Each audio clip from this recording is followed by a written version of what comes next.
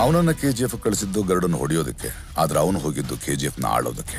ಅದಕ್ಕೆ ಮೊದಲು ಗರುಡನ್ನು ಹೊಡಿಬೇಕಿತ್ತು, ಗಾರ್ಡ್ಸ್ ಇಂದ ತಪ್ಪಿಸ್ಕೋಬೇಕಿತ್ತು, ಎಲ್ಲಕ್ಕಿಂತ ಮುಖ್ಯವಾಗಿ ಜನರನ್ನ ಅವನ ಕಡೆ ಸೆಳಿಬೇಕಿತ್ತು.